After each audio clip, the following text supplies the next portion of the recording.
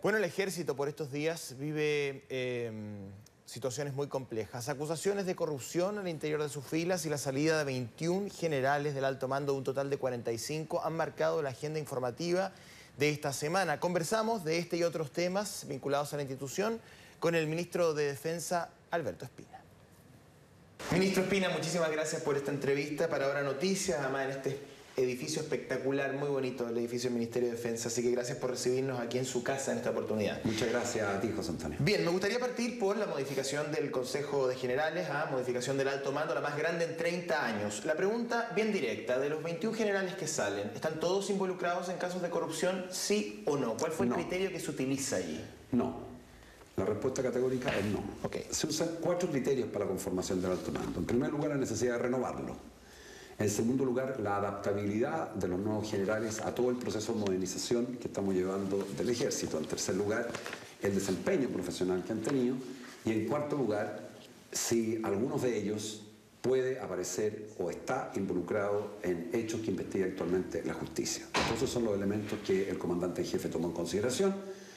Él me los entregó a mí y yo se lo llevé a su excelencia, el presidente Sebastián Piñera, y definitivamente decidimos aprobar este mando y esperamos tenga el liderazgo para conducir al ejército. Estamos confiados que es una institución permanente, prestigiosa, y que todos los chilenos tenemos que admirar, querer y respetar. ¿Cuán extendida es la corrupción en el ejército y cuán profunda desde la información que maneja el gobierno?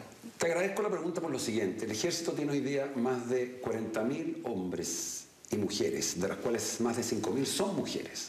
La inmensa mayoría de ellos, José Antonio, te lo digo derechamente, son honestos, juraron morir por la patria, trabajan en las emergencias, en garantizar la paz, en ayuda a la comunidad permanentemente. Son un lujo para Chile, tenemos un ejército de lujo.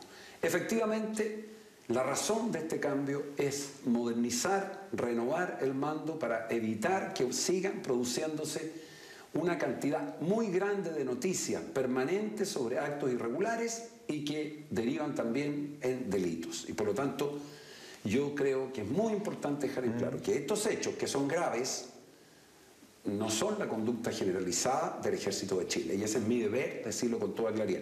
Y cuando se producen, se toman decisiones difíciles, pero decisiones correctas. Ahora, ministro, la modificación de rostros y nombres sin duda es un avance, pero muchos creen que debe haber también una modificación en la gestión, en la formación y en los procedimientos.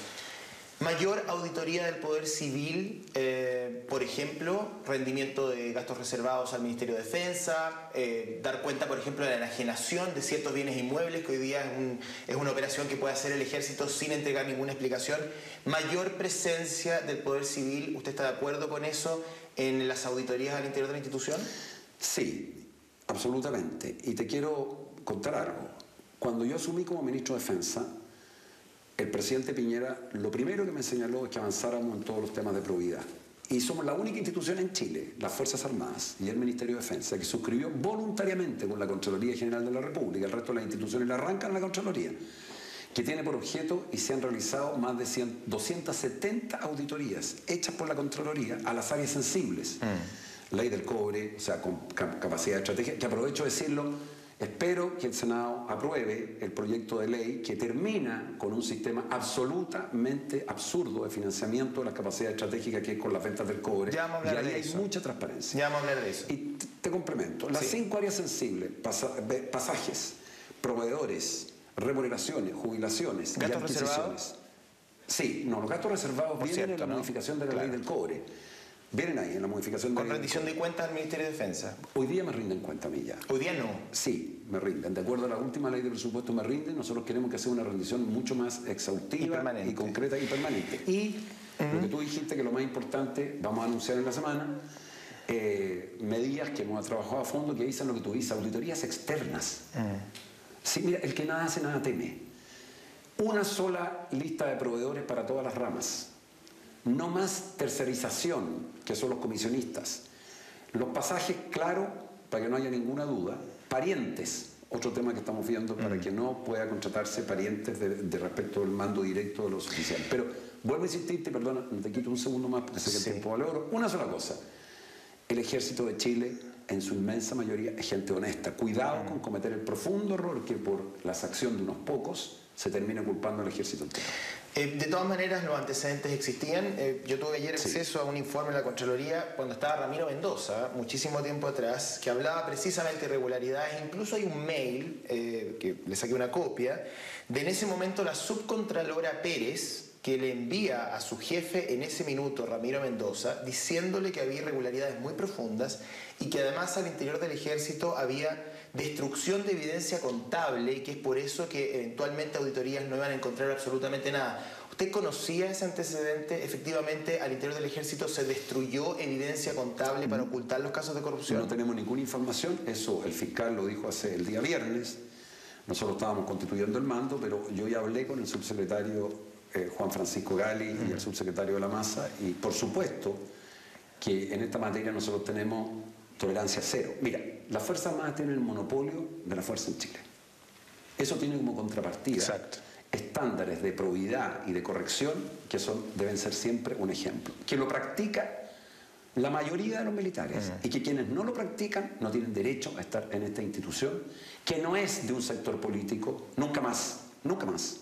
Las Fuerzas Armadas son patrimonio de todos los chilenos y un factor de unidad.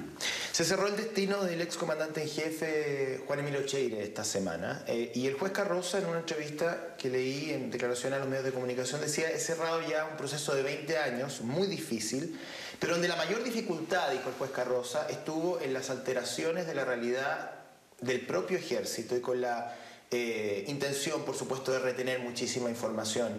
¿Usted coincide con el juez Carroza que efectivamente los pactos de silencio han sido el principal obstáculo para avanzar en verdad y justicia en Chile?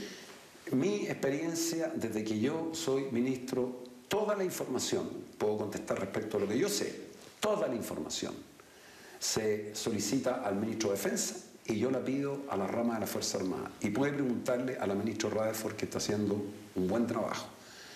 Me reuní con ella públicamente y le he entregado toda la colaboración. Y el ministro Carroza sabe que también me reuní en una oportunidad con él para entregarle toda la información que nosotros teníamos, porque el actual ejército es un ejército joven.